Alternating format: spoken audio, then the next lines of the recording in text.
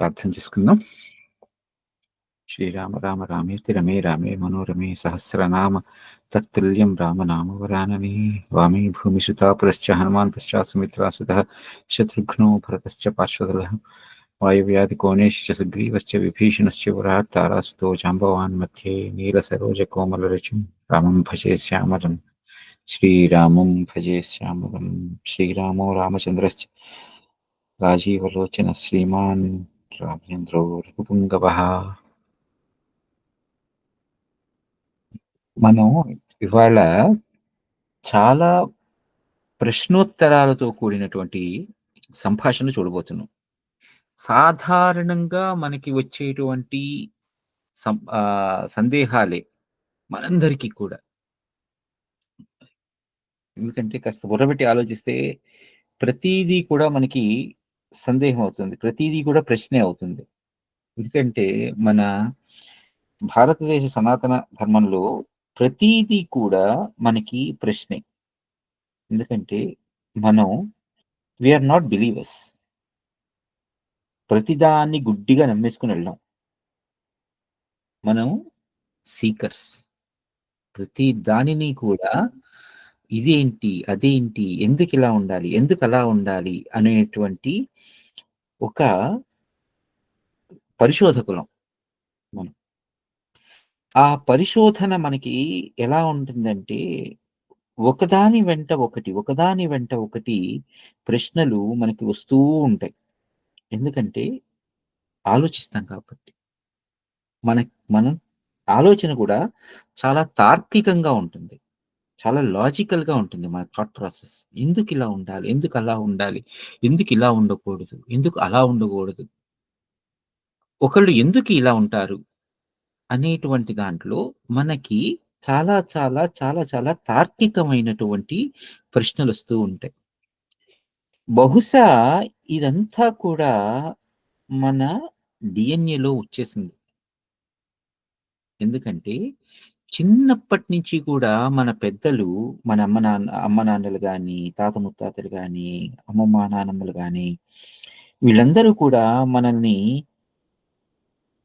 గుడ్డివాళ్ళుగా కేవలం గుడ్డి నమ్మకంతో ఉండేటట్లుగా పెంచల.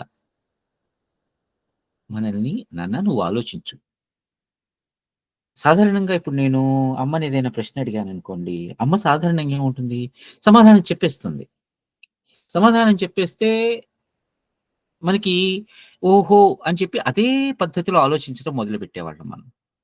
కొంతకాలానికి అమ్మ నాకు తెలీదురా నువ్వు వెతుకు అంటుంది. సో, అప్పుడు మనం ఏం చేస్తాం? దానిని మనం వెతకడానికి ప్రయత్నిస్తాం. నాకు మొట్టమొదటగా ఒక దానిని గురించి వెతకాలి అనేటువంటి ఆలోచన ఎప్పుడొచ్చింది అంటే, 'సిరివెన్నెలసి' పాట 'విధాత తలపున ప్రభవించినది.'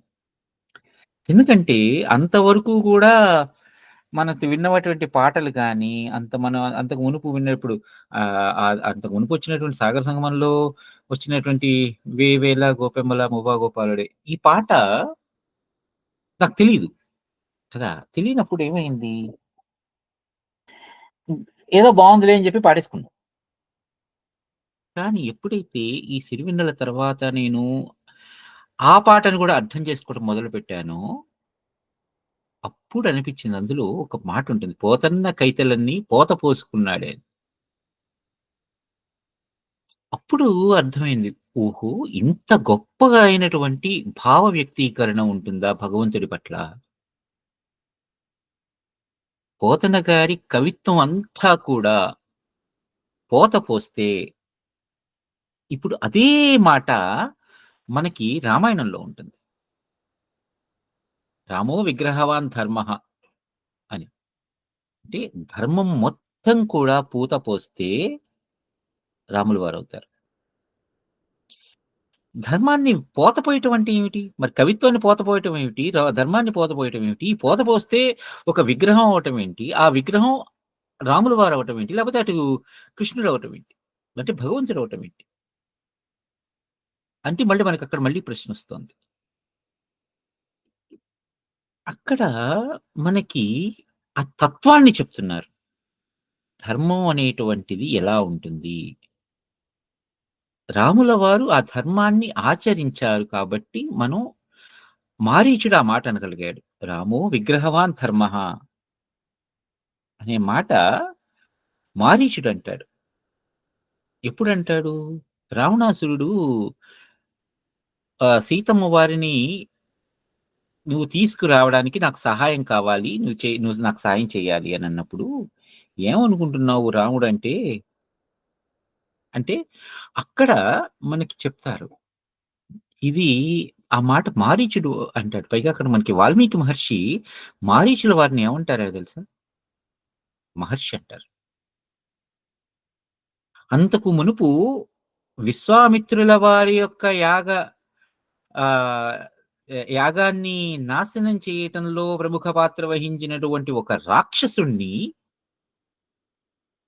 ఎప్పుడైతే ఈయన మళ్ళీ వెళ్లి రావణాసురుడు వెళ్లి సీతమ్మ వారిని ఎత్తుకొచ్చేయాలి మనం, నాకు సాయం చేయాలి నువ్వు అని అన్నప్పుడు, అక్కడ మారీచుల వారి గురించి ఇక్కడ మళ్ళీ నా భాష కూడా మారిపోయింది గమనించండి. మారీచుల వారు. మారీచుల వారి గురించి వాల్మీకి మహర్షి అనేటువంటి మాట మహర్షి. అక్కడ మనం ఆలోచిస్తాం. అంతకు మునుపు ఒకడిని రాక్షసుడు, దుర్మార్గుడు, యాగాన్ని నాశనం చేయటానికి వచ్చినవాడు, విశ్వామిత్రుల వారి యొక్క యాగాన్ని అదే ఏంటి చాలా చాలా వినాశనం చేయటానికి వచ్చినటువంటి వాడిని, రాక్షసుడన్న వాడిని ఈ సమయంలో మహర్షి అని ఎందుకన్నారు? అంటే ప్రతి ఒక్కరిలోనూ ఆలోచన మొదలైనప్పుడు, ఆ ఆలోచన మనకి అనేకానేకమైనటువంటి మార్గాలని చూపిస్తూ వెళ్తూ ఉంటుంది గదా! ఈ మార్గంలో ఇలా వెళ్దాం, ఆ మార్గంలో ఇలా వెళ్దాం. ఇప్పుడు మనం ఎంచుకునేటువంటి మార్గం ప్రకారమే వాళ్ళ యొక్క స శీలత మనం దాన్ని డిసైడ్ చేయగలం. అంటే క్యారెక్టర్. దాన్ని మనం డిసైడ్ చేయాలి. అంతేగాని ఒకడి మీద మనం ఒక ముద్ర వేసేసి, ఈ ముద్రే వాడిని జీవితాంతం కూడా వాడిని ఇలానే ఈ దృష్టికోణంలోనే చూడాలి అనేటువంటి దృష్టి మనకి ఉండదు. సో, ఇప్పుడు రాముల వారికి ఆహ్, ఆహ్, 'రామో విగ్రహవాన్ ధర్మః' అని ఒక మారీచుల వారు అనేటువంటి ఆయన యొక్క మాటకి అర్థం ఏంటి? అంటే ధర్మాన్ని ఆచరించి చూపిస్తే, ఆ ధర్మం ఆయనే అయిపోయి, ధర్మాన్ని ఇదిగో ఇది వీడు. ఇలా చేస్తేనే మనకి సరైనది. లేకపోతే ఇలానే ఈ మార్గంలో నడవాలి అనేటువంటి ఒక మార్గనిర్దేశకులవుతారు. రాముల వారు మనకి ఆ మార్గనిర్దేశనం చేస్తారు. ప్రతి చోట, ప్రతి అడుగులోనూ రాముల వారు మనకి మార్గనిర్దేశనం చేస్తూనే ఉంటారు. ఆ మార్గనిర్దేశనం చేయటానికి కావలసినటువంటి ఆహ్, ఆహ్, జ్ఞానం గాని, ఆ విద్య గాని రాముల వారిక్కడ నరుడుగా ఉన్నారు. నారాయణుడు కాదు. కాబట్టి ఆ జ్ఞానాన్ని కూడా ఆయన తన గురువుల ద్వారానే బడిసారు. అంటే ఆయనకు తెలియకుండా ఉంటుందా? ఆయన రాముల వారు ఇక్కడ నరుడే. కాబట్టి ఆయన గూడా తన గురువుల ద్వారానే, ఆ గురువుల ద్వారా అన్ తెలుసుకున్నటువంటి జ్ఞానాన్ని మనకి తెలియచెప్పటం ఎలాగా అనేదంటే అది రామాయణం. ఎలా ఎలా ఉండాలి? ఎలా బ్రతకాలి? ఎలా ఆహ్, అదేంటి ఎలా నడవాలి? ఏ విషయంలో ఎలా వ్యవహరించాలి? ఎవరి దగ్గర ఎలా మాట్లాడాలి? ఎవరి దగ్గర ఎలా మసులుకోవాలి? ఇవన్నీ కూడా మనకి రామాయణం చెప్తుంది. కాకపోతే ఆ ఆ నడవడికకి కూడా ముఖ్య కారణమైనది ఏది అంటే గురువు యొక్క బోధన, గురువు గారి యొక్క మార్గనిర్దేశకత్వం. అయితే గురువుగారి దగ్గరికెళ్ళి మన ఇష్టం వచ్చినట్టు మాట్లాడేసి నాకు అది చెప్పు, ఇది చెప్పు అంటే వింటారా? కదా! వినరు. దానికి చాలా శ్రద్ధతో కూడినటువంటి, జిజ్ఞాసతో కూడినటువంటి, అది కూడా సత్యమైనటువంటి జిజ్ఞాస. అంతేగాని మనం చిన్నప్పుడు అంటే మీరు చేశారో తెలీదు కానీ, నాకు చిన్నప్పుడు ఏంటంటే ఒక రకమైనటువంటి గర్వం ఉండేది. ఒక విషయం నాకు తెలిస్తే, ఇది నాకే తెలుసు. పైగా నేను తెలుసుకున్నదే కరెక్ట్ అయినది అని క్లాస్‌లో టీచర్స్‌ని గూడా ఒక్కొక్కసారి రెట్టించేవాడిని. అరే! తప్పురా అది అనేటువంటి బుద్ధి ఆ రోజు నాకు లేదు. ఎప్పుడో 40 ఏళ్ల క్రితం ఉండుంటే బావుండేది. ఇప్పుడది లేదు. అప్పుడది ఏంటంటే తర్వాత తెలుసుకున్న కొద్దీ అరే! నేనెందుకిలా బిహేవ్ చేశాను. ఇప్పుడేదైనా ఒకవేళ నువ్వు somebody asks me what do you want to change if you get a chance to go into past right? I want to change my behaviour. నేను చేసినటువంటి తప్పులని రోజునటువంటి నాలో ఉన్నటువంటి ఆహ్, గుణగణాలు ఏవైతే ఉన్నాయో వాటిని మార్చుకుందాం అనిపిస్తుంది నాకు.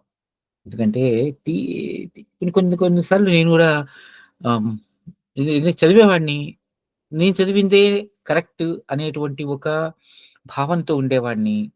ఆ భావనతో నాకు ఒక రకమైనటువంటి ఆహ్, మదం తలకెక్కేసేది. ఎక్కేసి చాలా రూడ్‌గా బిహేవ్ చేసేవాడిని.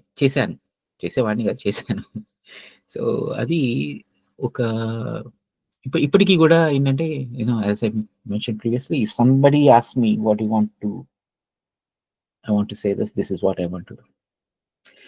ఇదంతా ఎందుకంటే, ఇక్కడ మనం చదువుకుంటుంటే ఇవాళ వచ్చేటువంటివన్నీ కూడా రాముల వారు గురువుగారి దగ్గర నేర్చుకునేటువంటి విద్యలో అడిగేటువంటి ప్రశ్నలు, ఆ ప్రశ్నలు ఎంత జిజ్ఞాసతో కూడుకున్నటువంటివో. అది గూడా మనకి భగవద్గీతలో పరిప్రశ్న అంటారు గదా!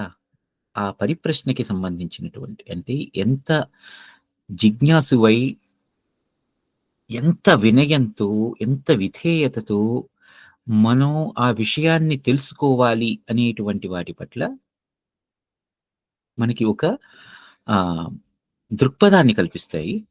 ప్లస్ గురువుగారు వశిష్ఠ మహర్షి ఎంత గొప్ప జ్ఞానాన్ని చెప్తున్నారో ఇవాళ మనకి చాలా ప్రశ్నోత్తరాల సమయంలో రూపంలో వస్తోంది. మనం క్రితం వారం ఎంతవరకు చదువుకున్నాం అంటే మూల కారణ స్వరూపం. మూల కారణ దేవ స్వరూప వర్ణనం. అంటే ఏది మూలం? ఈ ఈ జగదుత్పత్తికి సంబంధించి ఏది మూలం? అంటే మనకి చెప్తున్నారు. నాన్న వశిష్ఠ మహర్షి చెప్తారు. నాన్న జగదుత్పత్తికి సంబంధించినటువంటి మూలం ఏదైతేనే నువ్వనుకుంటున్నావో అది ఎక్కడో లేదు నీలో ఉంది. నువ్వు చూసే దృష్టికోణంలో ఉంది. అదంతా కూడా కేవలం ఒక ఆహ్, మనస్సు, ఊహ అనేటువంటి దానిలో నుంచే ఈ సృష్టి జనించింది కానీ, ఇది ఒక స్వప్న సదృశం, ఒక ఆకాశం ద్వారా జన్మించబడినటువంటి శూన్యమైనటువంటి ఒక ఆకాశం ద్వారా జన్మించబడినటువంటిదే కానీ, ఇది సత్యంగా ఉన్నదా?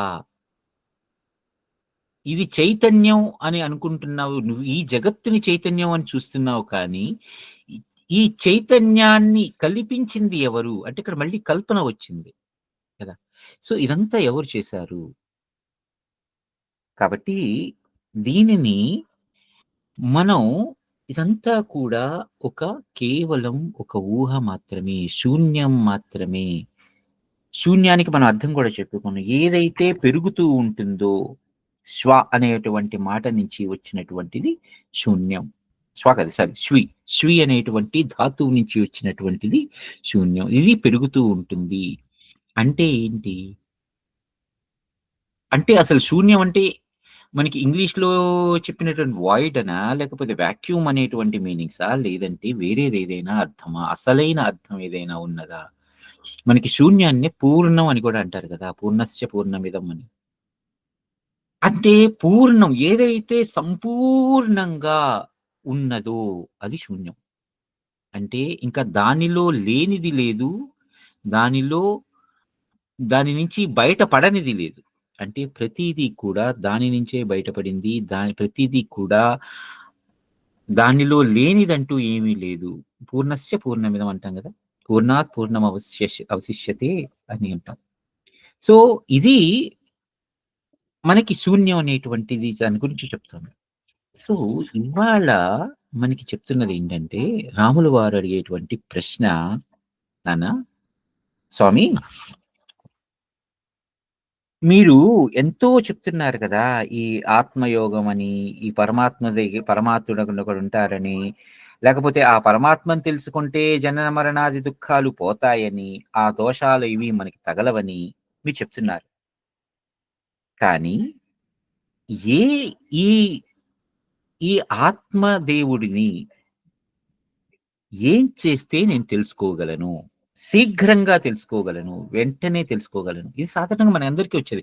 ఇప్పుడు మనం ధ్యానంలో కూర్చొని నేనెవరు అనేటువంటి ప్రశ్న వేసుకున్నప్పుడు, ఆ ప్రశ్నకి సంబంధించినటువంటి పరిపూర్ణమైనటువంటి జ్ఞానం మనకి రావాలి.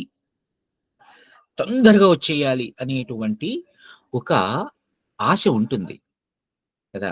సో, రాముల వారికి కూడా అదే శీఘ్రంగా ఎలా తెలుసుకోగలను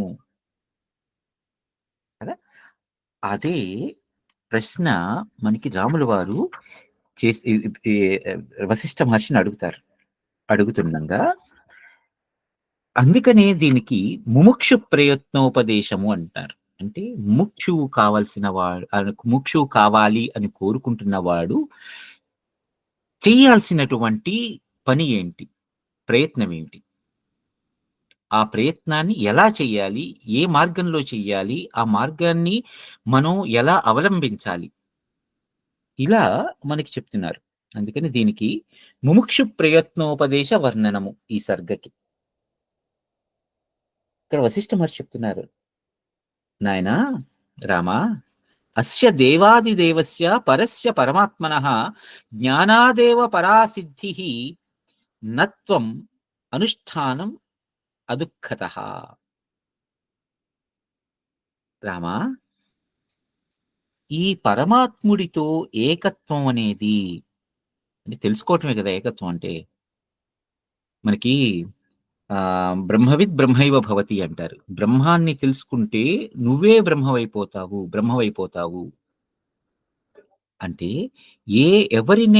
ఎవరి గురించి అయితే తెలుసుకోవాలి అని అనుకుంటున్నానో, వాళ్ళ గురించి తెలుసుకోవటమే జ్ఞానం. ఆ జ్ఞాన యోగంతోనే నువ్వు ఆ పరమాత్మతో ఏకత్వం అయిపోతావు. కలిసిపోతావు. జ్ఞానాదేవ పరాసిద్ధిః నత్వనుష్ఠాన దుఃఖతః. ఇలా ఈ అనుష్ఠానం వలన, లేకపోతే ఇతరమైనటువంటి క్లేశకరమైనటువంటి కర్మాదుల వలన ఏం చేసినా కూడా నీకు ఇది లభించదు. దీని గురించి నువ్వు తెలుసుకోవాలి. పైగా ఈ సంసార భ్రమ అనేది మృగతృష్ణ లాంటిది. అంటే ఒక ఎండమావి లాంటిది. అక్కడ మనకి దూరంగా నీళ్లున్నాయని కనిపిస్తూ ఉంటే కదా ఎంత దూరం పరిగెత్తినా మనకి అది తగలదు. ఎందుకంటే అది కేవలం మన దృష్టి లోపం. మనం చూసే దృష్టిలో ఉన్నది. అక్కడ యాక్చువల్‌గా ఉన్నదంటే లేదు అది భ్రమ. సో, ఈ భ్రమని శాంతింపజేసేటువంటి ఉపాయం ఏమిటి అంటే, దాని యొక్క తత్వాన్ని తెలుసుకోవటమే. ఆ తత్వజ్ఞానం ఒక్కటే మనకి ఈ మృగతృష్ణ ఇది. ఈ సంసారం అనేది ఒక మృగతృష్ణ అనేది చెప్తుంది కానీ, ఇంకోటి ఏది కాదు. పైగా ఇక్కడొక శ్లోకం చెప్తారు. అదొక్కసారి మీరు ఆలోచించి మీకు ఏం అర్థమవుతుందో ఒక్కసారి చెప్పండి నాకు. నహ్యేష దూరే నాభ్యాసే నాలభ్యో విషమేన చ స్వానందాభాస రూపోసౌ స్వదేహాదేవ లభ్యతే. ఈ పరమాత్మ అనేవాడు దూరంగా ఉన్నవాడు కాదు, దగ్గరగాను ఉన్నవాడు కాదు, అలానే సులభంగా దొరికేవాడు కాదు, అలానే దుర్లభుడు కాదు. వీడు స్వానంద ప్రకాశ రూపమగు ఈ బ్రహ్మమును నిజ శరీరమునని లభింపజేసుకొనవచ్చును. స్వానందాభాస రూపోసౌ స్వదేహాదేవ లభ్యతే. అంటే వీడెక్కడో ఉన్నాడు అనుకోవటానికి లేదు, పోనీ వీడు పక్కనే ఉన్నాడు అనుకోవడానికి లేదు, పోనీ వీడు సులభంగా లభించేస్తాడు అనుకోవడానికి లేదు, అలానే అసలు లభించడు అనుకోవడానికి కూడా లేదు. మరి ఎలా అంటే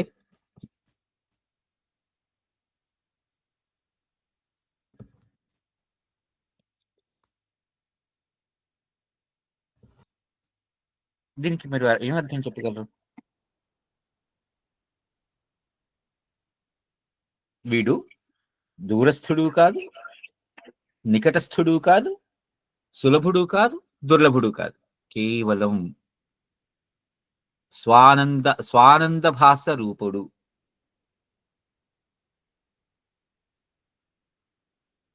అంటే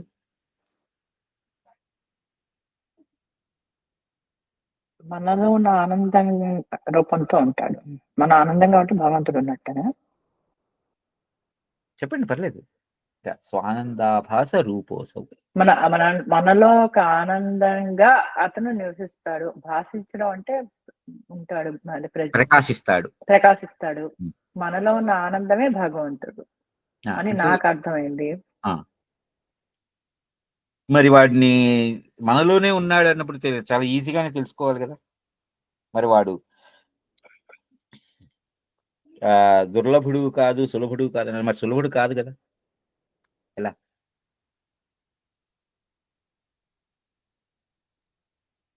ఎలా తెలుసుకోవాలి మీరు? వాడు అనేవాడు ఒకడు ఉన్నాడా, లేకపోతే నేనేనా? నా ఆనందం ఇక్కడ ఆనంద, నా స్వంత అయినటువంటి ఆనంద రూపంలో వాడు ప్రకాశిస్తున్నాడు కదా. మరి నా ఆనందం అంటే ఏంటి? ఆనందం అంటే ఏంటి? మనకి సుఖం వేరు, సంతోషం వేరు, ఆనందం వేరు కదా. ఈ మూడు డిఫైన్ చేయండి అని అంటే ఏంటి? లేకపోతే మూడు ఒకటేనా, మూడు వేరు వేరా? సుఖం, సంతోషం, ఆనందం. సుఖం అనేది శారీరకంగా ఉండేది, దానివల్ల వచ్చేది సంతోషం. ఆనందం నాకు తెలిసి మనసుకు సంబంధించింది. మనసు అంటే అమ్మో, వెళ్దామండి, పర్లేదు. మనస్సు అనే దానికి ఒక భౌతికమైన అది ఉంది అని లేదు, అదే అంటారు కదా, దానికి ఒక ఆకారం లేదు, అలానే అది లేదు అని లేదు. దానికి ఒక స్థితి అనేది అంటే ఉంటుంది, కానీ దాని ఒక రూపం అనేది లేదని అంటాం కదా. మనలో ఉండేదే, మన భావనే, మన మనస్సులో ఉండే మనది అనుకోవచ్చేమో. ఏమో, నేను చాలా, మీరు లాస్ట్ టైం మనసు గురించి మాట్లాడారు. ఇదే లేదు, ఆలోచిస్తూనే ఉంటే మనకి నిరంతరంగా ఇది మనకి మనలో మనం ఆలోచించుకుంటూ ఉంటే ఆ ఆలోచనే మనస్సు.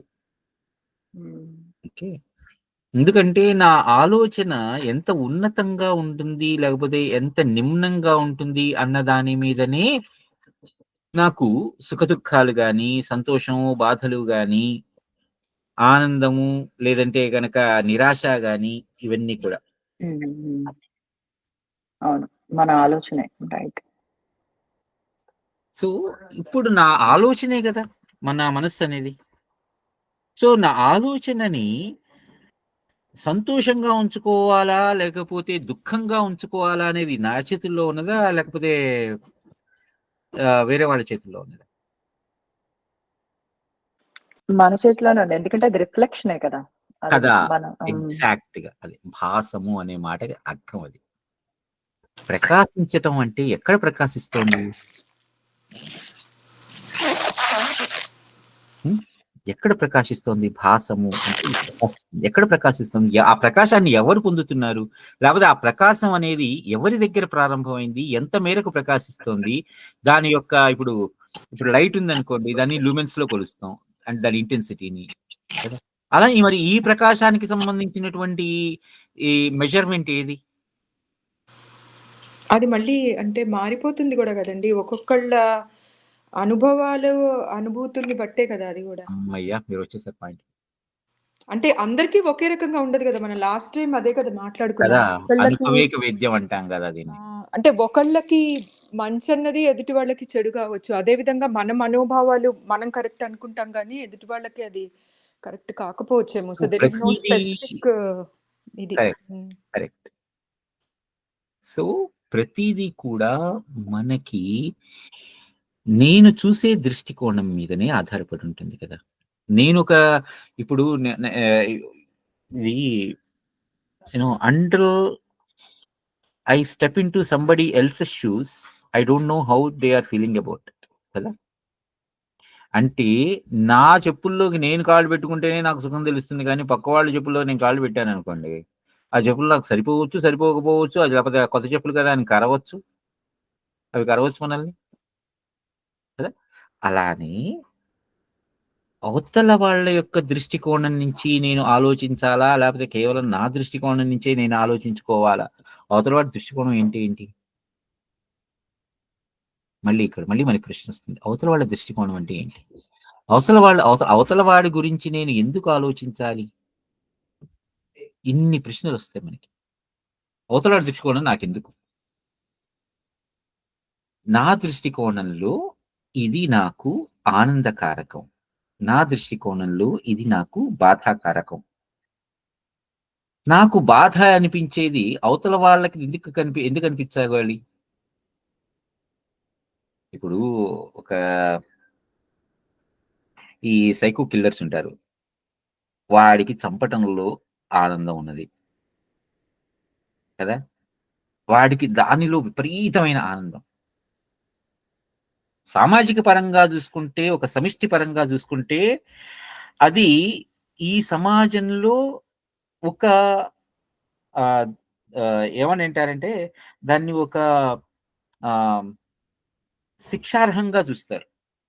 ఎందుకంటే, వీడి మూలంగా పక్కన వాడికి ఇది జరుగుతోంది. హాని జరుగుతోంది కాబట్టి. ఆ ఆనందం మూలంగా. అదే నా ఆనందం మూలంగా ఎవ్వరికీ ఎటువంటి హాని లేదు. అందరూ ప్రశాంతంగా ఉంటారు, ఉండగలరు అనేది అనుకోని నేనెందుకుండాలి అని అనుకుంటే ఎందుకంటే ప్రతీదీ ఇక్కడ మనకి ప్రశ్న అవుతుంది. కదా! సో, ఇప్పుడు దాన్ని నేను ఆలోచిస్తే ఆనందం అనేది ఎప్పుడూ గూడా సాపేక్షం. రిలేటివ్. Relative term.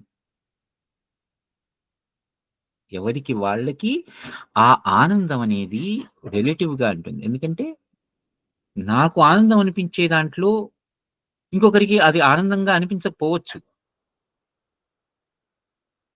కదా! అలా అని చెప్పి నా ఆనందాన్ని అవతల వాళ్ళ మీద రుద్దడానికి నేను ప్రయత్నించకూడదు. ఎందుకంటే వాడికి అది ఆనందం కాకపోవచ్చు. దాన్ని వదిలేయటమే. వదిలేసి నేను హ్యాపీగా నాకు సాధారణంగా మనకి పెద్దలంటారు. నీ ఆనందం అంటే మా ఆనందం అంటే నీ మనస్సు ఒక ఉన్నతమైనటువంటి స్థాయికి చేరి అక్కడ రమించిపోవడానికి ప్రయత్నిస్తూ ఉంటుంది. ఇప్పుడు మనం తిరుపతి కొండెక్కుతామండి. ఒక 7 కొండలెళ్తాం. కొంతమందికి ఏమవుతుంది, ఆ మొట్టమొదటి కొండ దగ్గరే మనకి ఆల్‌మోస్ట్ ఒక 1000 మెట్లో 2000 మెట్లో ఏకంగా మొత్తం మెట్లే ఉంటాయి. ఆ పైన అలిపిరి దగ్గర నుంచి చూస్తే గోవిందనామాలు కనిపిస్తుంటాయి గదా! శిఖరం అదంతా గూడా.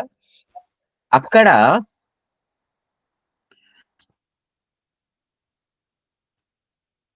ఆ గోవిందనామాలు కనిపించేంత మటుకు కూడా నాకు ఆ శ్రమ ఏదైతే ఉంటుందో అక్కడికెళ్ళిపోతా నేను.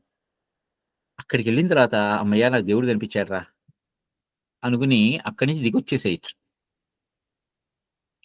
లేదా కొంతమందికి ఆ నీలాద్రి లేకపోతే ఆ వృషభాద్రి అక్కడి వరకు వెళ్ళి వచ్చేసేయచ్చు. కొంతమందికి 7 కొండలు ఎక్కేసి ఆ ఆనంద నిలయాన్ని చూసేసి వెనక్కొచ్చేయచ్చు. కొంతమందికి స్వామివారిని చూసి అక్కడ వెళ్ళి వరాహ స్వామివారిని చూసి ఆ తర్వాత మళ్ళీ ఆ స్వామివారిని చూసి అక్కడ కొంతమందికి ప్రసాదం తీసుకుని ఆ ప్రసాదాన్ని వాళ్ళు తిని మిగిలిన వాళ్ళకి పంచిపెట్టి ఇంత ఆనందం కలగచ్చు. అంటే ఎవరెవరి స్థాయి ఎలా ఉంటుందో ఆ ఆనందం అనేది అనుభవించడంలోనే ఉంటుంది తప్పితే ఎవరికి వారు స్వీయ అనుభవంలోనే పొందితేనే తప్పితే వాళ్ళకి ఇది ఉండదు.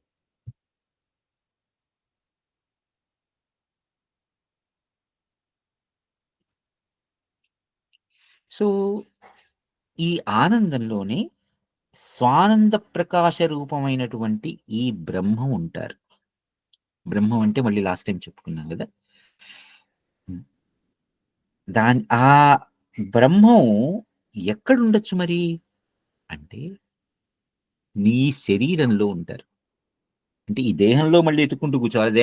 శరీరంలోనే ఉంటారు అనగానే అర్జెంటుగా ఆంజనేయ స్వామికి మళ్ళీ గుండెలు చీల్చుకుని చూపించేస్తే రాములు వారు సీతమ్మ వారు కనిపించేస్తున్నట్టు మనం చీల్చుకుని చూసుకుంటే కనిపిస్తారా?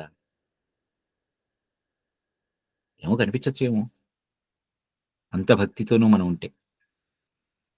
అది ఆంజనేయ స్వామి వారికి అది ఆనందం. అంటే నేననేది ఏంటంటే బేసిక్‌గా ప్రతి ఒక్కరికి కూడా ఎవరి ఆలోచనా స్థాయి ఎంతవరకు వెళ్ళగలదో అంతవరకు వెళ్ళిన మేర ఆనందం కలుగుతుంది.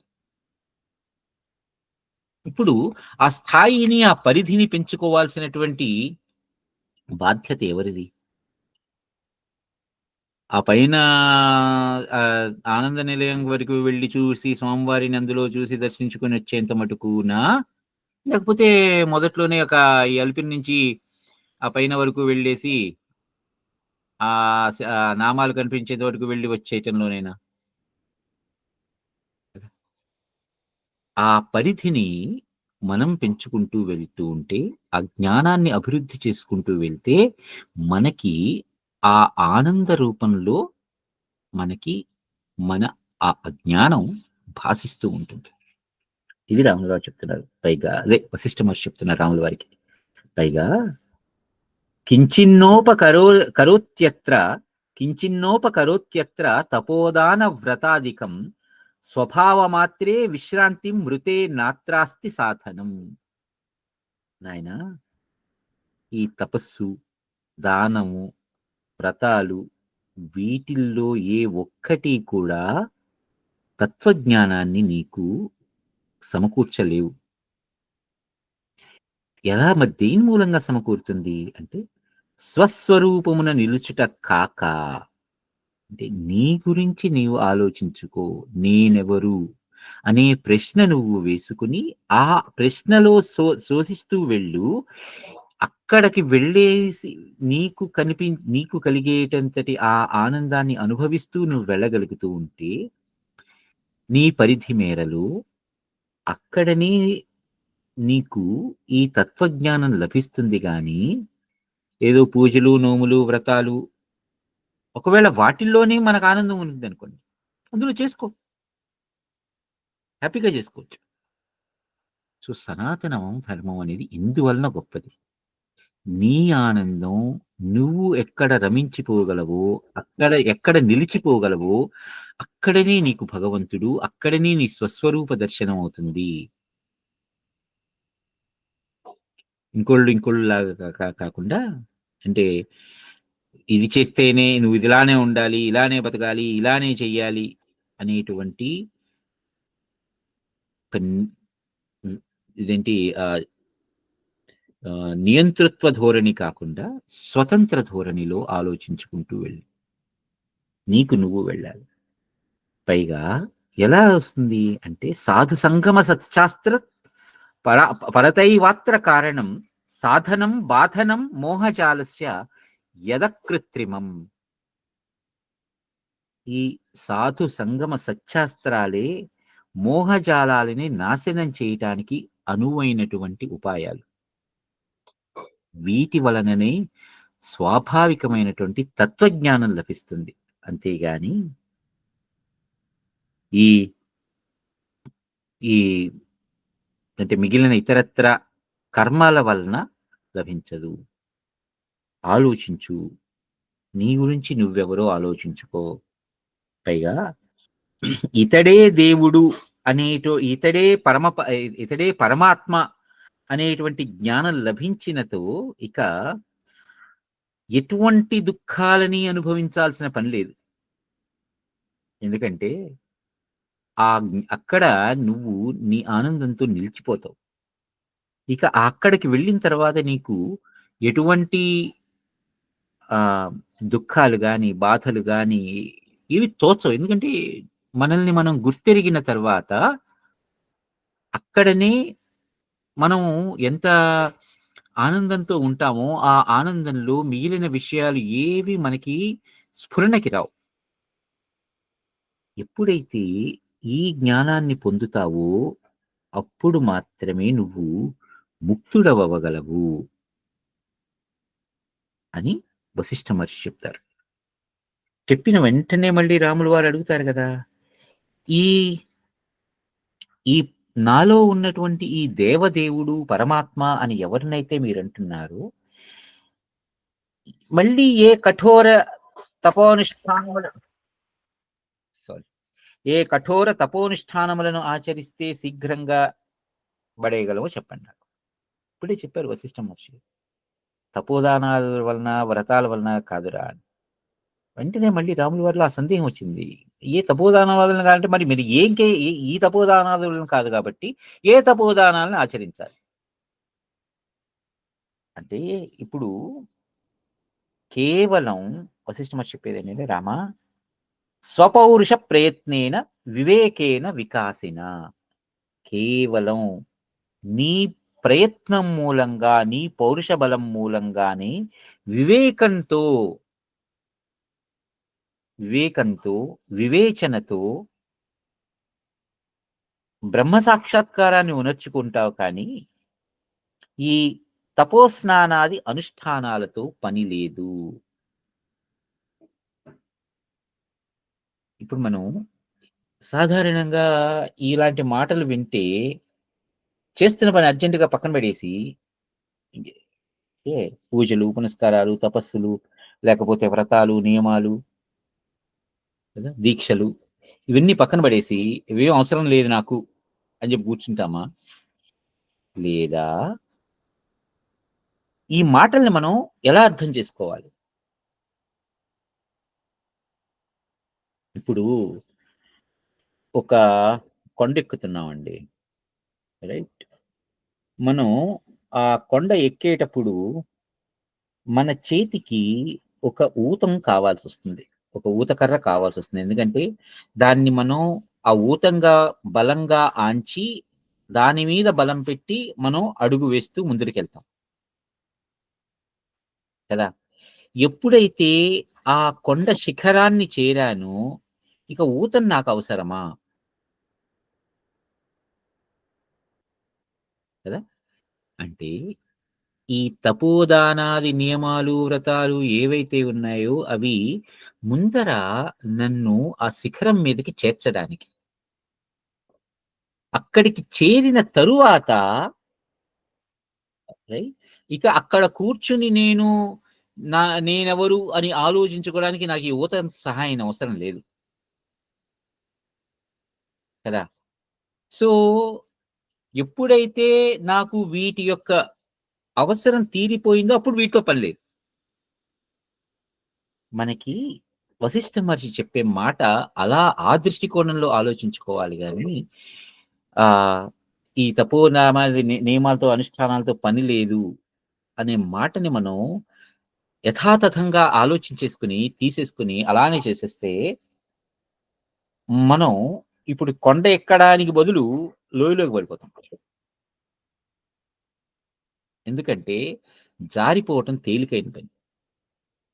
ఊంచుకుని ఒక ఆసరా తీసుకుని పైకి ఎక్కటం అనేది కష్టతరమైన పని. ఆ పని మనం చెయ్యాలి అంటే మనకి ఒక సహాయం కావాలి. ఆ సహాయమే మనకి ఆ పని పట్ల ఒక నిబద్ధతని కలిగించడానికి, ఒక శ్రద్ధని కలిగించడానికి, ఇప్పుడు ఇదివరకు మనం భగవంతుని పూజించుకోవడానికి 2 నిమిషాలు కూర్చునేవాళ్ళం. ఆ 2 నిమిషాల్లోనే మనకి ఎన్నో ఆలోచనలు, ఆ ఒక్క 2 నిమిషాల్లోనే పొయ్యి మీద పెట్టిన కుక్కర్ విజిల్ గుర్తొస్తుంది. జస్ట్ చెప్తున్నాను. అరే! దాన్ని అది మోగుతుందిరా. అది మోగితే అది ఏమవుతుంది మహా అయితే? లేదంటే ఇప్పుడు నా ఆఫీస్‌లో పని విషయం ఏదో గుర్తొచ్చింది. ఏదో అర్జెంట్ ప్రొడక్షన్ సపోర్ట్ ఇష్యూ ఉంది. దాన్ని అర్జెంట్‌గా ఫిక్స్ చేసేయాలి. అది ఇది అని చెప్పి పరిగెత్తుకుంటూ ఎళ్తాను. దేవుడి ముందర కూర్చున్న వెంటనే ఆ ఒక్క నిమిషంలోనే ఇది అర్జెంట్‌గా గుర్తొచ్చేసి పక్కకెళ్ళిపోవాలా నేను? అక్కర్లేదు గదా! దానికంత శ్రమ తీసుకోక్కర్లా. ఒక్క నిమిషం ఎటువంటి ఆలోచన లేకుండా మనకిష్టమైనటువంటి మూర్తి మీదనో, మనకిష్టమైనటువంటి అమ్మవారి యొక్క విగ్రహం మీదనో మనం ధ్యానం చేసి, ఒక్క నిమిషం చేసి, ఆ తర్వాత ఇంక ఆ సమయంలో ఆ ఒక్క నిమిషంలో మనం అనుభవించేటువంటి అనుభూతి ఏదైతే ఉంటుందో, అది మనకి మరలా మరలా కావాలి అని అనిపిస్తుండంగా, ఇక ఏ ప్రొడక్షన్ బగ్గు గుర్తురాదు, పొయ్యి మీద పెట్టిన కుక్కర్ విజిలు గుర్తురాదు. కదా! అలా దానిని నా ఊతంగా మార్చుకొని వెళ్తూ ఉంటా కొండ మీదకెక్కడానికి. ఆ ఊతంలాగా అంటే నేను సాధించవలసినటువంటి కర్మ ఏదైతే ఉందో అక్కడి దాకా వెళ్ళి, ఆ తర్వాత ఆ కర్మ నాకు అవసరం లేదు అని చెప్పి పక్కన పెట్టేసి, మిగిలిన చోట అప్పుడు ఆత్మనిష్టంలో నేను కూర్చోగలను. కాబట్టి దాన్ని అలా అర్థం చేసుకో. ఎందుకంటే మనకి రమణ మహర్షి గూడా అదే మాట అంటారు. సంధ్యావందనం చేయక్కర్లేదా అంటే, నాన్న నువ్వు చెయ్యాలిరా అంటారు. మనకి బహుశా ఈ కథ తెలిసే ఉంటుంది. అందుకని నేను ఇంకా దాంట్లోకి ఎక్కువ వెళ్ళట్లేదు. నాకవసరం లేదురా అంటారు. అక్కడ నాకవసరం లేదు అంటే అక్కడ, అక్కడ అహంకారం అని కాదు. అదేంటి? నువ్వే నువ్వు చేయకుండా ఎందుకు కూర్చుంటున్నావు? అని అన్నప్పుడు నాకవసరం లేదు అంటే అక్కడ అహంకారం కాదు. అవసరం తీరిపోయిన తర్వాత. అవసరం తీరిపోయిన తర్వాత ఇప్పుడు ఆ ఊతాన్ని నేను ఇంకోళ్ళకి అందించగలను. నువ్వు వెళ్ళు. ఇప్పుడు నువ్వు వెళ్ళు. ఇది నాకు అవసరం తీరిపోయింది. కదా! అలా వశిష్ఠ మహర్షి రాముల వారితో ఏమంటారంటే, "నువ్వు అంతవరకు వెళ్ళాలి. బ్రహ్మ సాక్షాత్కారాన్ని ఉనర్చుకోవాలి. ఆ ఉనర్చుకునేంత వరకు అక్కడికి వెళ్ళిన తరువాత నీకు వీటితో పని లేదింకా. రాగద్వేష తమః క్రోధం రాగద్వేష తమః క్రోధః మదమాత్సర్య వర్జనం వినా రామ తపోదానం క్లేశ ఏవ న వాస్తవం." రామ, ఈ మనలో ఉన్నటువంటి ఈ కామ, క్రోధ, మద మాత్సర్యాలు, లోభాలు అనేటువంటి ఈ 6 శత్రువులని జయించటమే ముఖ్యం. వాళ్ళని వదిలించుకోవటమే ముఖ్యం. ఆ వదిలించుకోవడానికి తపోదానాదులు క్లేశకరములైనా అంటే కష్టతరమైన వాటిని సాధించి, ఇవి వదిలించేసుకున్న తర్వాత అంటే ఎప్పుడైతే నాలో ఉన్నటువంటి వాసనలు క్షయమవుతాయో, వాసనా క్షయం అంటే ఇప్పుడు నేను గడ్డి కోస్తాను. రైట్. ఇప్పుడు లాన్ మోవర్ చేస్తాను. లాన్ మోవర్ చేసేటప్పుడు నేనేం చేస్తాను? ఆ లాన్ మోవర్ పైన మాత్రమే గడ్డిని ఒక లెవెల్‌లో కోసేస్తుంది అంతే. అదే నేను పొలంలో ఉన్నప్పుడు కలుపు తీయాలి. అప్పుడేం చేస్తాను? ఆ కలుపుని పూర్తిగా నాశనం అయిపోయేటట్లుగా వే కూగ వేళ్ళతో సహా పీకేసి అవతల పారేస్తాను. కదా! అంటే నేను కూర్చున్న పని ఏంటి? నాలో ఉన్నటువంటి ఆ సమూలంగా ఉన్నటువంటి ఈ కామ, క్రోధ, మోహ, లోభ, మద, మాత్సర్యాలు అనేటువంటి ఈ 6 శత్రువులని సమూలంగా తీసేయాలి.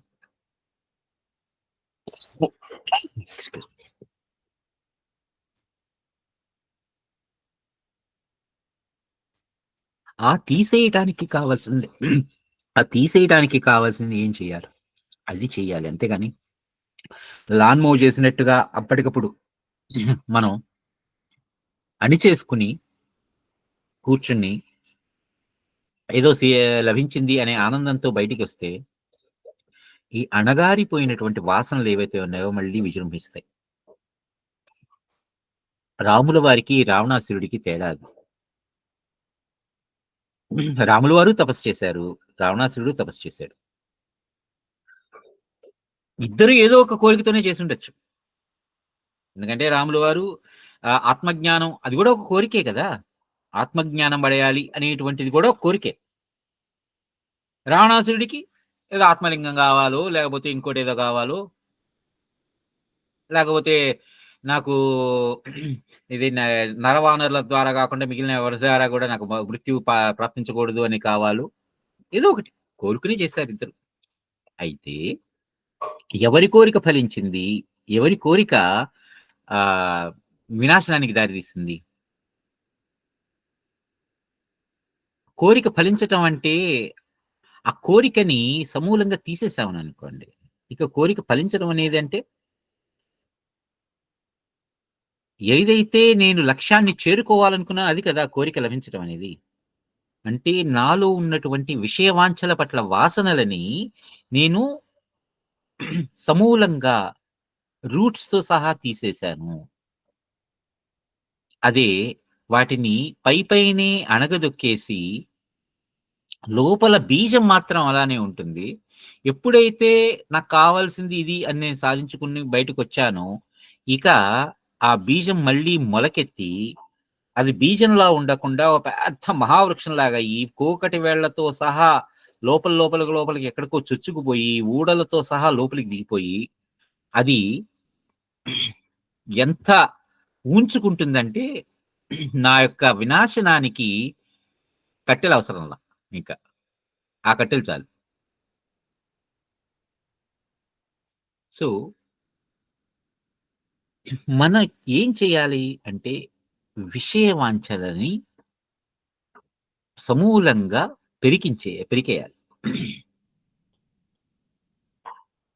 అది ఎప్పుడు తెలుస్తుంది? ఇది విషయవాంఛలు, వీటి మూలంగా నాకు లాభం లేదు అని తెలుసుకుని గ్రహించినప్పుడు కదా! ఇది అవసరం లేదు. ఈ గడ్డి మొక్క ఇది, దీన్ని పీకేయటమే నాకు లక్ష్యం. దీని మూలంగా నా పంట పొలానికి నాశనం చేస్తుంది. ఇది సారాన్ని తీసేసి నేలలో సారాన్ని ఇది తీసుకుని అందాల్సిన మొక్కకి అందకుండా చేస్తుంది కదా! అందుకని కలుపు పీకేస్తాం మనం. అలా అని వీటి మూలంగా నాకు ఎటువంటి లాభము లేదు, నష్టం తప్పితే అని గ్రహించగలిగి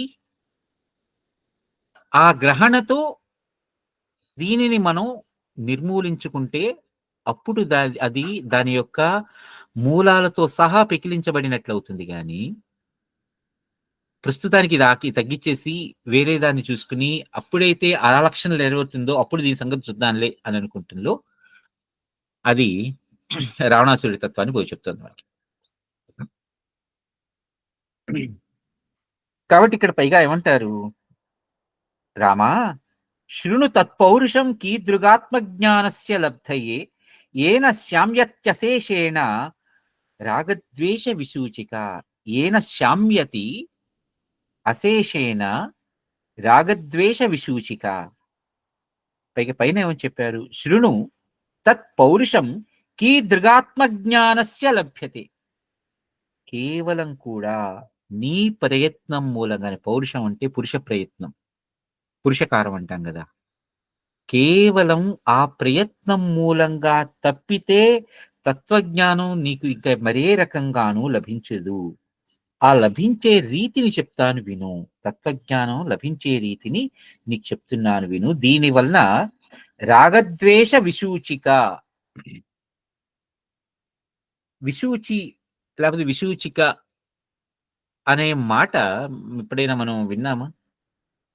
లేకపోతే దానికి ఇంగ్లీషు మనం రోజు మాట్లాడుతూ ఉంటాం. దానికి సంస్కృతం ఇది అని మనం తెలుసుకున్నాం. మనం 2020, 21, 22 ఆ 3 సంవత్సరాల్లో దీని గురించి బాగా విన్నాం. విషూచిక వైరస్. ఏమవుతుంది వైరస్ అనేది? లోపల తొలిచేస్తుంది. కదా. సో అలా లోపల లోపల లోపల తొలిచేసి పైకి మాత్రం ఎంతో మామూలుగా ఉన్నట్టుగా ఉన్నా కూడా లోపల లోపల లోపల లోపల తొలిచేసి లోపల ఉన్నటువంటి ఆ శక్తిని హరించేస్తుంది, సత్తువ తీసేస్తుంది. దీన్ని పోగొట్టుకోవాలి అంటే కేవలం దాని యొక్క తత్వాన్ని తెలుసుకుని దానికి సరి అయినటువంటి మందు వేసుకోవటం మూలంగానే అది పోతుంది తప్పితే మరే రకంగా పోదు. అది తత్వజ్ఞానం లభించడం అంటే.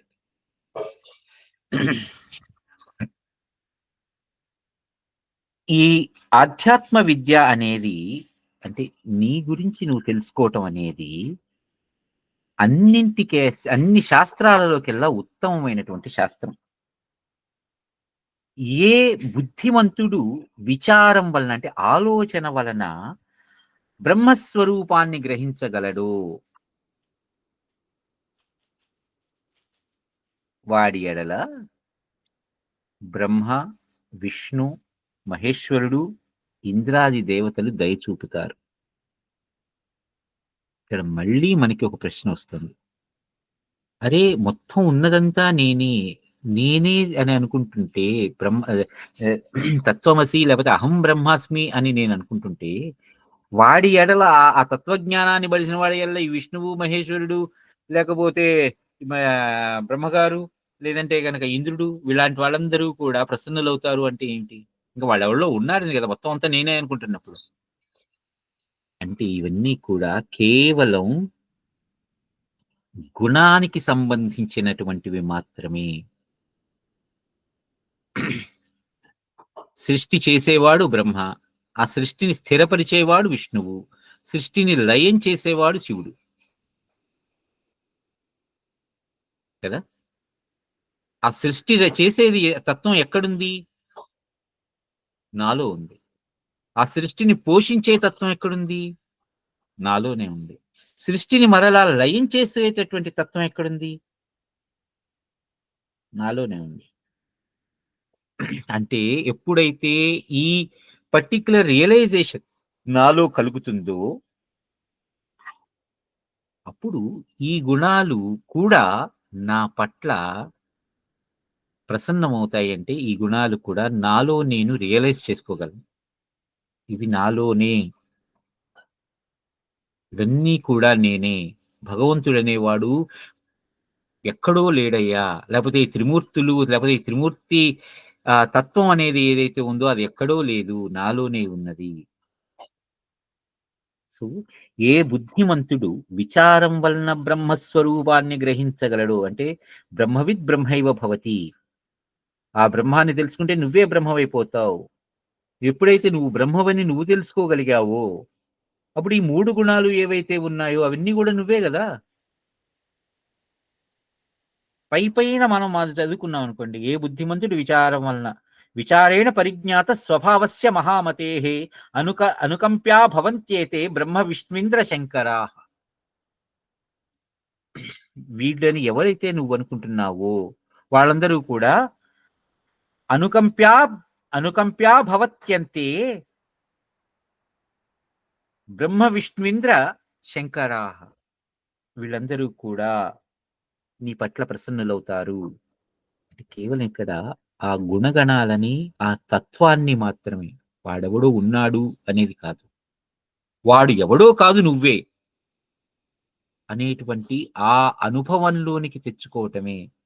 ఎలా అనుభవంలోనికి తెచ్చుకోవాలి? అంతర్లీనంగా నాలో నేను శోధించుకుంటూ. ఎలా శోధించుకోవాలి? ఏదో ఒక ఊతం కావాలి కదా నాకు. ఇప్పుడు చీకట్లో వెళ్ళేటప్పుడు ఒక దీపం ఊతం అవుతుంది, మరీ ఆ దీపం కాంతి సరిపోవట్లేదు నాకు, ఇంకొక పెద్ద దీపం కావాలంటే ఒక కాగడ అంత దీపం తీసుకెళ్తాను. అది కూడా సరిపోవట్లేదు నాకు, ఒక 1000 క్యాండిల్ బల్బ్ తీసుకెళ్తాను. అది కూడా సరిపోవట్లేదు నాకు, సూర్యుడంత ప్రకాశాన్ని తీసుకెళ్తాను. అది కూడా సరిపోవట్లేదు నాకు, లేకపోతే ఇంకా పెద్ద పెద్ద నక్షత్రాల ప్రకాశాన్ని తీసుకెళ్తాను. ఎక్కడో ఒక చోట ఈ ప్రకాశం నాకు సరిపోతుంది అనేటువంటి ఆలోచన వస్తుంది. అక్కడే తత్వజ్ఞానం ఉంది. అంతవరకు ఏం చేయాలి? సాధన చేస్తూనే ఉండాలి. తత్వజ్ఞానం తెలుసుకునేంత మటుకు. తత్ త్వం అసి, అది నువ్వై ఉన్నావురా. అది చెప్పటంలో ఇప్పుడు ఏంటంటే మనకి అది ఒక లక్ష్యాన్ని ఏర్పరుస్తుంది.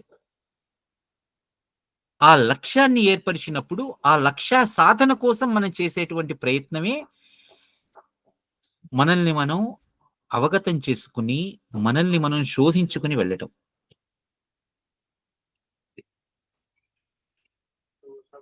ఇప్పుడు ఇదంతా కూడా వెళ్ళేటప్పుడు నాకు ఇందాక అనుకున్నాను కదా నేను ఆ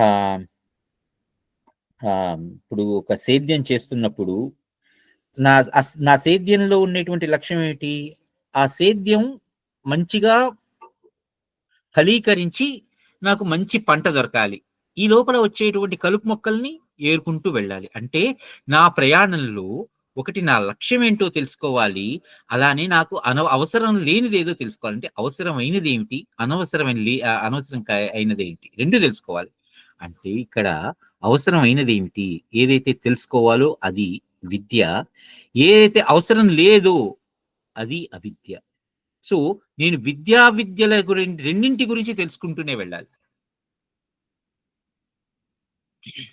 రెండింటిల్ని ఇప్పుడు ఆహ్, దా నేను దారి చేసుకుంటూ వెళ్తున్నానండి. ఒక కొండ మీద నడుచుకుంటూ వెళ్తున్నా. అక్కడ దారి లేదు. దారి నేనే ఏర్పరుచుకుంటూ వెళ్తున్నా.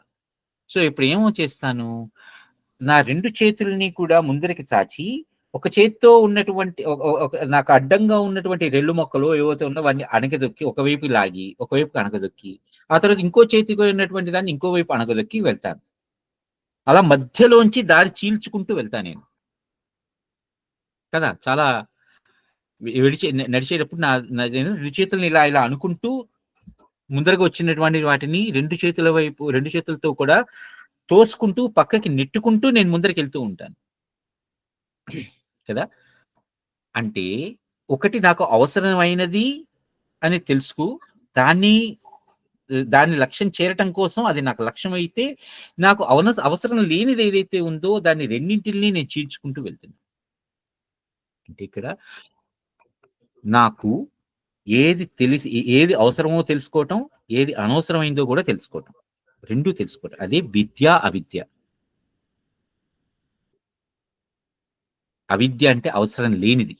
విద్య అంటే అవసరమైనది. కొంత దూరం వెళ్ళిన తర్వాత నాకు 2 అవసరం లేకుండా పోతాయి ఇంకా. అంటే అవిద్య ఎట్టాగో అవసరం లేదు. దాన్ని తోసేసాను. కొంతకాలం అయిన తర్వాత అవిద్య కూడా విద్య కూడా అవసరం లేకుండా పోతుంది. సో, ఆ 2 మనకి ముందర కొంచెం విశదంగా ఉంటుంది. అప్పుడు వచ్చినప్పుడు మాట్లాడుకుందాం. విద్య కూడా ఎందుకు అవసరం లేకుండా వేదం కూడా అవసరం లేదురా నీకు అంటారు. ఒకానొక చోట వశిష్ఠ మహర్షి చెప్తారు. వేదం కూడా నీకు అవసరం లేనిదైపోతుంది. అసలు వేదాలు, తపస్సులు, దానాలు ఇందాక చెప్తున్నాడు కదా! తపస్సులు, దానాలు, వ్రతాలు, నియమాలు ఏవి అవసరం లేదు. వేదం కూడా ఆఖరికి ఏదైతే జ్ఞానం అని అనుకుంటున్నామో అది కూడా అవసరం లేకుండా పోతుంది. సో, ఎట్లా అదంతా మనం ముందరకి వెళ్తుంటే కొద్ది మనకి చాలా చాలా గొప్పగా ఉండబోతుంది మనకి అనుభవం. సో, ఇప్పుడు ఈ ముముక్షు ప్రయత్నం అనేది గదా! ఇదంతా చెప్పింది. ముక్తికి ముముక్షు అనేవాడు చేయాల్సినటువంటి ప్రయత్నం ఏంటి? అంటే ముక్తుడు కాదలుచుకున్నవాడు బేసిక్‌గా. ముక్తుడు కాదలుచుకున్నవాడు చేయాల్సినటువంటి ప్రయత్నం ఎలా ఉండాలి అనేది చెప్తున్నారు. పైగా ఇప్పుడు దానికోసం ఇంకొక జగదాది దృశ్య సత్తా ప్రతిజ్ఞా వర్ణనము అని ఇంకోటొస్తోంది. మనకి ఇంకో నెక్స్ట్ సర్గ. జగదాది దృశ్య సత్తా ప్రతిజ్ఞా వర్ణనం. అంటే ఏంటి ఇక్కడ రాములు వారు ప్రశ్నించేది ఫస్ట్ మొదట్లోనే ఇందాక నుంచి వశిష్ఠ మహర్షి చెప్తున్నారు కదా స్వామి ఇది ఈ తపస్సు అవసరం లేదు, ఏం లేదు, బ్రహ్మజ్ఞానం ఒక్కటి వడిస్తే చాలు, లేకపోతే ఇంకోటి తెలుసుకుంటే చాలు, లేకపోతే మిగిలిన ఏదే అవసరం లేదేంటో అది తెలుసుకుంటే చాలు అని వెళ్తున్నారు కదా అంటుండే ఇప్పుడు రాముల వారికి మరొక ప్రశ్న వస్తుంది. స్వామి ఏష దేవ కథితో ఎస్మిన్ జ్ఞాతే విముచ్యతే వద క్వాసౌ స్థితో బ్రహ్మన్ కథమేనమహం లభే. అంటే స్వామి మీరు ఎవరి గురించి చెప్తున్నారో ఎవరి గురించి తెలుసుకుంటే ముక్తి లభిస్తుంది అని అంటున్నారు, వాడు ఎక్కడున్నాడు? వాడిని నేను ఎట్లా తెలుసుకోవాలి? ఇందాక నుంచి మనం అనుకున్నాం కదా, ఇవే సందేహాలు వచ్చినాయి. ఇప్పుడు నేను ఎవరి గురించి తెలుసుకోవాలి? నేను నా గురించి తెలుసుకోవాలి, లేకపోతే నేను ఎవరో తెలుసుకోవాలి అంటే, ఇప్పుడు నేను చీకట్లో ప్రయాణిస్తూ నేనెవరో తెలుసుకోవాలి, నేనెవరో అంటే నాకు లక్ష్యం కూడా నాకు అక్కడ నిర్దేశం ప్రాపర్గా లేదు. నేనెవరో తెలుసుకోవాలి అనే మాట ఉంది.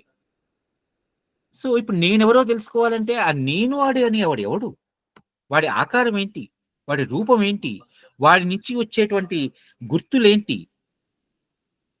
నేను తెలుసుకోగలను వాడిని? నేను సాధారణంగా మనకి అందుకని ఇందాక వీడు సులభుడు కాదు, దుర్లభుడు కాదన్న మాటకు అర్థం ఇది. నేను అనేవాడిని ఉన్నాను, కానీ ఆ నేను అనేవాడు ఎక్కడున్నాడు? వాడి ఆకారం ఏంటి? వాడి రూప విశేషాలేంటి? వాడి గుణగణాలేంటి? వాడిని ఎలా తెలుసుకోవాలి? అంటే వశిష్ఠ మహర్షి మళ్ళా ఈ మాట అన్నారు. యా ఏష దేవః కథితో నైష దూరేవ తిష్టతే శరీరే సంస్థితో నిత్యం చిన్మాత్రమితి విశ్రుతః ఏష సర్వమిదం విశ్వం న విశ్వం చైష సర్వగః విద్యతే హ్యేష ఏవైకో నతు విశ్వాభిధాస్తి దృక్ చిన్మాత్రమేష శశిభృత్ చిన్మాత్రం గరుడేశ్వరః చిన్మాత్రమేవ తపనః చిన్మాత్రమేవ తపనః చిన్మాత్రం కమలోద్భవః. నాయనా రామ, నేను ఇందాక నుంచి ఎవరి గురించి అయితే తెలుసుకోమని చెప్తున్నానో వాడు ఎక్కడో లేడు. ఇందాక నేను చెప్పేవాడు దూరస్థుడు కాదు, నికటస్థుడు కాదు అని. దూరంగా లేడు వాడు, డెఫినెట్ గా దూరంగా లేడు. అలా అని చెప్పి దగ్గరగానే ఉన్నాడా తెలుసుకుందామా అని అంటే, నీలో నువ్వు తరచి చూసుకుంటే నీ లోపల నువ్వు చేసే ప్రయాణం ఎంత కష్టతరమైనదో, ఆ కష్టాన్ని నువ్వు సహించగలిగి నువ్వు వెళ్ళగలిగితే అక్కడ నీకు కనిపిస్తాడు వాడు. ఎక్కడో లేడు వాడు అంటే పక్కనే ఉన్నాడు, లేకపోతే నీలోనే ఉన్నాడు.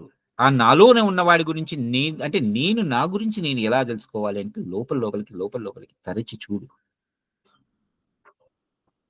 వాడు చైతన్య రూపంలో మన శరీరాలలోనే ఉన్నాడు. అంటే నేను అనేటువంటి స్ఫురణ, నేను అనేటువంటి ఆ చైతన్యం ఏదైతే ఉన్నదో అది నాలోనే ఉంది. ఇప్పుడు నేను నా గురించి మాట్లాడుకుంటున్నప్పుడు నేను అనే మాట్లాడుతున్నాను, కానీ ఇంకోడెవరో గురించి మాట్లాడట్లేదు. సో వాడు ఎక్కడున్నాడు నేను అనేవాడు అంటే ఈ దేహం రూపంలో, ఈ దేహంలో ఉన్నాడు. ఈ దేహం అంటే ఈ దేహంలో ఉన్నవాడిని అంటే ఈ దేహాన్ని నేను కాదు, ఈ దేహంలో ఉన్నవాడిని నేను కదా. ఈ దేహాన్ని నేను కాదు, ఈ దేహంలో ఉన్నవాడిని నేను. అంటే ఇప్పుడు ఈ నా గురించి నేను ఏం తెలుసుకోవాలి అంటే, నా గురించి నేను ఏం తెలుసుకోవాలి, అసలు నా గురించి ఎందుకు తెలుసుకోవాలి కదా. మనందరికీ వచ్చే ప్రశ్నే, నా గురించి నేను ఎందుకు తెలుసుకోవాలి. ఒరే, నీ గురించి నువ్వు తెలుసుకోకపోతే ఇంకెవరి గురించి తెలుసుకుంటావురా? ఎందుకంటే నువ్వు నేను కష్టాల్లో ఉన్నాను, నేను సంసార సాగరాన్ని ఎత్తున్నాను, ఈ భవబంధాలన్నీ నాకు చుట్టుకుపోతున్నాయి, నేను ముక్తుణ్ణి కాదలుచుకున్నాను అని ఆలోచన నీకు వచ్చిందా, పక్కింటి వాడికి వచ్చిందా? నీకు కదా. ఇప్పుడు నువ్వెవరో తెలుసుకోవాల్సిన బాధ్యత ఎవరి మీద ఉంది? నీ మీదే కదా. ఇప్పుడు నువ్వు వెళ్ళి తెలుసుకో, నువ్వెవరో తెలుసుకో. ఇందుకోసం తెలుసుకోవాలి. పైగా నీలో ఉన్నవాడే ఈ విశ్వం, నేనే ఈ విశ్వమే ఆతడు. కాబట్టి ఈ విశ్వం గురించి తెలుసుకో అంటే బయట ఉన్నదా విశ్వం అంటే లోపల ఉన్నదా? బయట కనిపించేదంతా భౌతికమైనటువంటిదే, పాంచభౌతికమైనటువంటిదే కదా.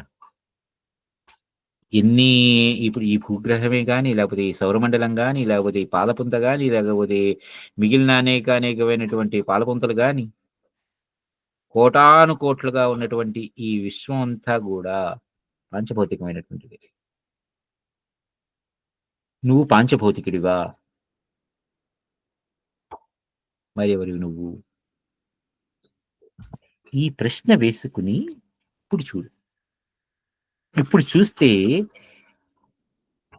ఆ చైతన్యమే బ్రహ్మ, విష్ణువు, మహేశ్వరుడు, లేకపోతే సూర్యుడు, చంద్రుడు, నక్షత్రాలు, గ్రహరాశులు ఇవన్నీ. ఆ చైతన్యం ఎక్కడుంది మళ్ళీ? నీలోనే ఉన్నది. అంటే నాలో ఉన్నది, నీలో ఉన్నది, అందరిలోనూ నేను అనుకునేటువంటి ప్రతి దాంట్లోనూ ఆ చైతన్యమే నిండి ఉన్నది. చుట్టూ చైతన్యమే ఉన్నది. ఎల్లవేళలా ఆ చైతన్యమే ఉన్నది. అన్ని చోట్ల ఆ చైతన్యమే ఉన్నది. ఇప్పుడు ఆ చైతన్యం కాక వేరేదేమున్నది? అంటే ఎక్కడైనా నేనే నేనై ఉన్నాను. అంటే ఆ చైతన్యమే నేనై ఉన్నాను. నేను అనేటువంటి ఆ చైతన్యం, ఆ స్ఫురణ నేను. మరలా ఇక్కడ రాములు వారు మళ్ళీ ప్రశ్నిస్తారు. మరైతే ఈ విశ్వమే చైతన్య స్వరూపమే, నేనే అనేటువంటి చైతన్య స్వరూపమే అని అందరూ అనేది అయితే, అందరూ ఈ పాటికి దాన్ని గ్రహించే ఉంటారుగా. నేనే నేనే నేనే అందరూ అని పాయింట్ చేసుకుంటూనే ఉంటారుగా ఎవరికి వాళ్ళు. ఇక వేరుగా ఉపదేశించాల్సిన అవసరం ఏంటి? రాములు వారు అడిగినటువంటి ప్రశ్న. బాలా అపి వదంత్యేతద్యది చేతనమాత్రకం జగదిత్యేవ కైవాత్ర నామస్యాదుపదేశత. ఈ చైతన్యమే నేను అనేటువంటి స్ఫురణ ఉన్నప్పుడు ఇక దీనిని అందరూ కూడా ఎవరికి వాళ్ళు నేను నేను అని పాయింట్ చేసుకుంటూనే ఉంటారు కదా. ఇంకా దాని గురించి వేరుగా చెప్పాలా? అంటే ఎవరికి వాళ్ళ గురించి వాళ్ళు వేరుగా చెప్పాలా? నేను అంటే ఇదేంటో వెతుక్కోరా, నువ్వనేవాడివి ఎవడవో తెలుసుకోరా అని ఎవరిని చెప్పాలి. నేను నేను కదా. అందుకని మొన్ననో లేకపోతే క్రితం వారం ఒకసారి మనం చెప్పుకున్నాం. ధ్యానం చేసేటప్పుడు ఒక్కసారిగా కళ్ళు మూసుకుని నేను అనేది ఆలోచిస్తే నా మనోఫలకం మీద నాకేం కనిపించింది? నేను అని ఆలోచించుకుంటే ఈ 2 కాళ్ళు, 2 చేతులు, ఈ మొహం, ఈ చర్మం, ఈ రంగు, వీటితో ఉన్నటువంటి ఒక భౌతికమైనటువంటి రూపం కనిపించింది. ఆ రూపాన్ని దాటి లోపలికెళ్ళి చూస్తే అప్పుడు నేను అది దేనెవరో తెలుస్తుంది. ఎందుకంటే ఆ రూపం నేను కాదు. నేను చైతన్యాన్ని అనేటువంటి ఆ ఆలోచనతో ఇప్పుడు మనల్ని మనం చూసుకుంటే మనకి ఇప్పుడు సాధారణంగా మన పెద్దవాళ్ళు ఏమంటారు? అద్దంలో నిన్ను చూసుకో నిజమేంటో తెలుస్తుంది అంటారు. అద్దం నిజం చెప్తుందా? అద్దం ఏ రోజైనా నిజం చెప్పిందా మనకి? అద్దం కూడా మన ఇమేజ్‌ని రివర్స్ చేసి చూపిస్తుంది. నా కుడి చెయ్యి ఆ అద్దంలో నాకు ఎడమ చెయ్యిలాగా కనిపిస్తుంది. నా ఎడమ చెయ్యి నా కుడి చేతిలాగా కనిపిస్తుంది. సో, ఇప్పుడు అద్దం నిజం చెప్తుందా? కదా! అంటే ఇప్పుడు నేను ఎవరో నేను తెలుసుకోవాలి అనేటువంటిది ఏం చేయాలప్పుడు? నాకు నేనుగా అంతర్లీనంగా లోపల కూర్చుని నేనెవరు అనేటువంటి ప్రశ్న వేసుకున్నప్పుడు నాకు ఈ పాంచభౌతికమైనటువంటి రూపం తొలగిపోయి మిగిలిన పాంచభూతాలతో ఏర్పడినటువంటి మిగిలిన రూపాలు అన్నీ నశించిపోయి ఒక శుద్ధమైనటువంటి జ్ఞానంలోకి వైరాగ్యంలోకి చేరిపోయి అక్కడ నన్ను నేను తరిచి చూసుకోగలిగితే అప్పుడు నేను ఎవరో అనేటువంటి ఒక చైతన్య దీపిక నాకు కల్పిస్తుంది. ఆ దీపం కోసం నేను పరిగెత్తాలి. అక్కడికి వెళ్ళిన తర్వాత అక్కడ శుద్ధ చైతన్యమైనటువంటి స్వరూపం నాకు కనిపిస్తుంది. అది అంటే ఎవరికి వాళ్ళది అనుభవించాలి. ఎందుకు అనుభవించాలి అంటే ఆ శుద్ధ చైతన్యం అనేటువంటి దాని యొక్క తీవ్రత అందరికీ ఒకే రకంగా ఉండకపోవచ్చు, అందరికీ ఒకే రకంగా ఉండొచ్చు. ఎందుకోసం ఆ మాట అంటాను నేను మళ్ళీ అంటే, ఒక్కొక్కళ్ళకి ఇప్పుడు ఒక దీపాన్ని ఉందండి. దీపం కొంతమంది కొంత వెలుతురు మేరకు తట్టుకోగలరు. ఇక లైట్‌ని చూస్తున్నాను. అదే లైట్‌ని నేను చూస్తుండగా కొంత మేరకు ఉన్నటువంటి వెలుతురు యొక్క అంటే ఆహ్, ఆహ్, లూమెన్స్ రైట్ ఇంటెన్సిటీని నేను తట్టుకోగలను. ఇప్పుడు 10 క్యాండిల్ బల్బ్ ఉంది. దాన్ని నేను నేరుగా చూడగలను. 100 క్యాండిల్ బల్బ్ ఉంది. దాన్ని నేరుగా చూడగలను. 1000 క్యాండిల్ బల్బ్ ఉంది. నేరుగా చూడగలనా? కళ్ళు చిట్లిచ్చి చూడగలను కొంచెంగా. అదే సూర్యుడి వైపు చూడండి. కళ్ళు చిట్లిచ్చి చూడటానికి కూడా కష్టమైపోతుంది నాకు. కళ్ళు మూసేసుకుంటాం. కదా! అంటే ఆ శుద్ధ చైతన్యం ఎందుకంటే ఇందాక నుంచి చైతన్యాన్ని ప్రకాశంతో పోలుస్తున్నాను అంతే.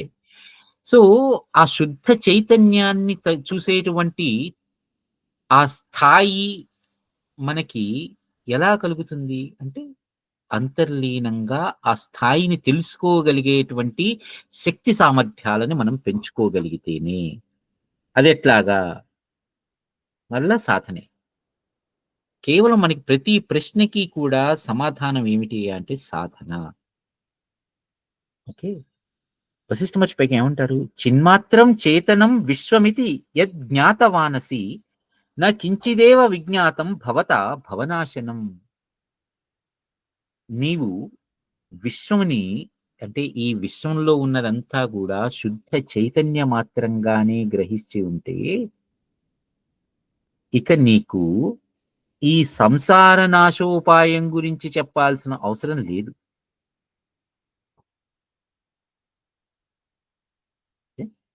ఇదంతా కూడా శుద్ధ చైతన్య మాత్రమే అనేది చెప్తే పైగా చేతనం రామ సంసారో జీవ ఏష పశుస్మృత ఏతస్మాదేవ నిర్యాంతి జరా మరణ భీతయ. రామా ఈ సంసారాన్నే సారంగా తలుస్తున్నావు అంటే ఈ సంసారమే నాకు ఈ దేహమే నేను అనేటువంటి ఆలోచనలోనే నువ్వు ఉంటే అంటే అంటే నువ్వంటే ఇన్ ద సెన్స్ ఎవరైతే దీని గురించి ఆలోచిస్తున్నారో వాళ్ళకి ఈ జగత్తే ఈ సంసారమే లేకపోతే ఈ భౌతికమైనటువంటి కాయమే ఈ సంసారము లేకపోతే ఇదే జీవనము లేకపోతే ఇంకోటి ఇదే విశ్వము అని అనుకుంటారు వాళ్ళకే ఈ జనన మరణాది ఫలాలు కలుగుతున్నాయి. ఎందుకంటే కర్మలు చేస్తారు. ఆ కర్మల ద్వారా వచ్చేటువంటి ఆ ఫలితాలని అనుభవిస్తారు. సత్కర్మలైతే పుణ్యాలు అనుభవిస్తారు. పాపకర్మలైతే దాడి దుష్ఫలితాలు అనుభవిస్తారు. కానీ 2 ఫలితాలే. కదా! ఒకటి బంగారం గొలుసులతో కట్టేయటం, ఒకటి ఇనుప గొలుసులతో కట్టేయడం. అంటే 2 బంధనాలే. అబ్బా! నన్ను బంగారు గొలుసులో కట్టేసారు కానీ నేను చూపించుకోవచ్చు. అంతే అంతకు మించిటి ఏముంటది. దాన్ని బయటవాడు చూసేవాడు ఒరేయ్! అది గొలుసురా. బంగారంతో చేశారా? లేకపోతే ఇనుపతో చేశారా? అని పక్కన పెట్టు. అది గొలుసురా. నువ్వు కట్టుబడి ఉన్నావురా. నేను బంధించబడి ఉన్నావురా. అని చెప్పేంత మటుకు నాకు రియలైజేషన్ రాదు. అంటే బేసిక్‌గా ఏంటంటే ఇది కాదు.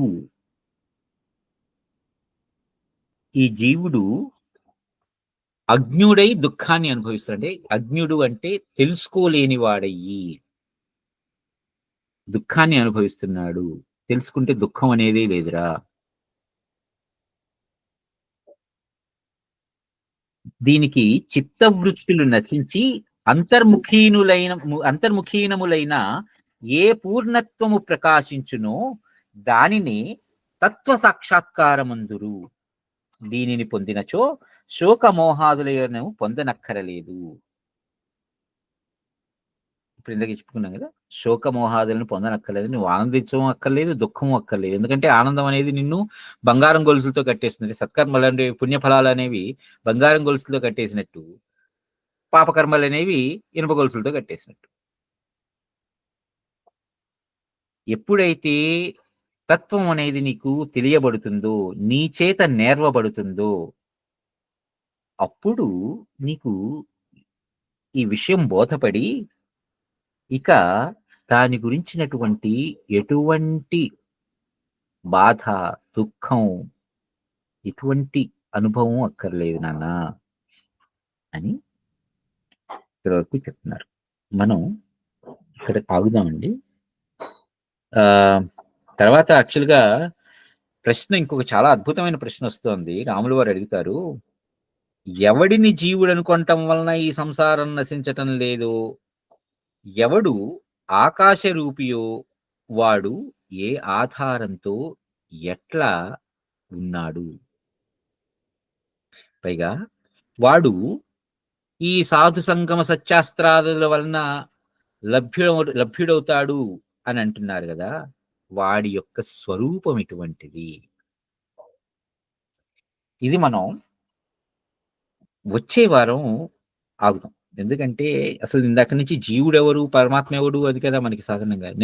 ఇప్పుడు మనకి రెండూ ఒకటేనా, జీవాత్మ పరమాత్మ అని మాట్లాడతాం, లేకపోతే మనకి అద్వైతంలో రెండూ ఒకటే అని శంకరాచార్యులు వారు చెప్తారు, విశిష్టాద్వైతంలో అవి రెండు ఒకటే కానీ వేరు వేరు అంటారు, తర్వాత ద్వైతంలో రెండు వేరు వేరు అని మధ్వాచార్యుల వారు మనకి బోధించేస్తారు కదా.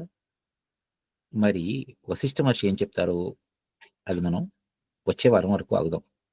ఈ లోపల మీకు ఏమైనా ప్రశ్నలు ఉంటే దయచేసి ఇప్పుడు మనం చర్చించుకోవచ్చు, లేదంటే కనుక మనం ఇవాటికి ఇక్కడ సెలవు తీసుకోవచ్చు, మీ ఇష్టం.